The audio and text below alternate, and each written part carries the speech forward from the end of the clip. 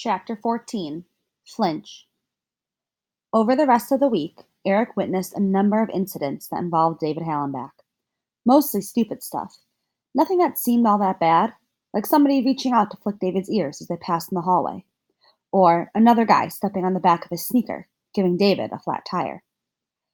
Maybe it had been going on since the beginning of September, or maybe even for years, and Eric hadn't really noticed.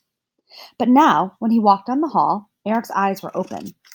He saw that David Hallenbach, that weird, awkward, mush-faced kid, was having a pretty rough time. I Dare You seemed to be the hot new game that October. The rules were simple. You dared someone to do something really stupid, and you laughed when they did it. Laughed at them or with them, it didn't matter, just so long as there was laughter. For that, Hallenbach was the perfect pawn, seemingly willing to do anything for approval, no matter how humiliating or cruel or pathetic. That was the carrot Griffin so expertly dangled: acceptance. The dares were anything that would provide momentary entertainment for the bored boys of Bellport Central Middle School. Go into the nurse's office, barking like a seal. Wear your pants backwards all day.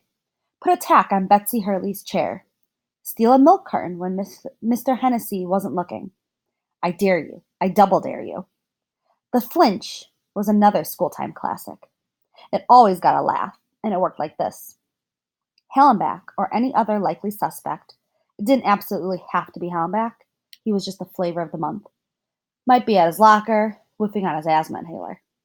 Drew P. would stride up to him, make a fist, and rear back like he was about to deliver a punch. Seeing this, Hallenbach would shrink back in fear at the impending blow. Many found it hysterical. Cody would laugh and laugh at the look on Hallenbach's face, his blubbering gob of a mouth. What a loser. Sometimes he squealed, "Ow!" without even getting punched. "Gotcha!" Drew would chortle. Good times. Good times. Through it all, Eric didn't say a word. He was innocent, Eric reminded himself.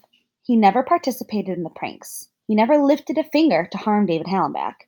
He didn't think it was funny, so he usually walked away, pretending not to see. But Eric did see, just like all the other kids in the halls, and he slowly began to recognize it for what it was. Terrorism in jeans. It comes with a laugh and a loose-leaf binder. One day, while walking down a near-empty hallway, Eric turned a corner, and there he was. David Hallenbach. Eric instinctively lifted his hand in greeting, a private hello that nobody else had to see. And Hallenbach flinched. He pulled back when he saw Eric's hand come up. Eric saw a glint in Hallenbach's eye, a flash of fear. Eric sidestepped quickly, palms out. "Hey, easy," showing he intended no harm.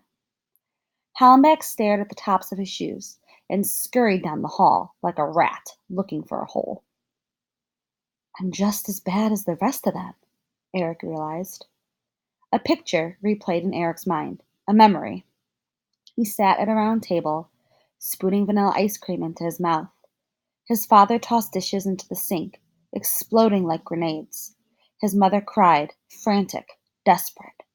And Eric remembered the taste in his mouth, so cold and so sweet. He found a fountain and took a long, deep drink. Things would have to change.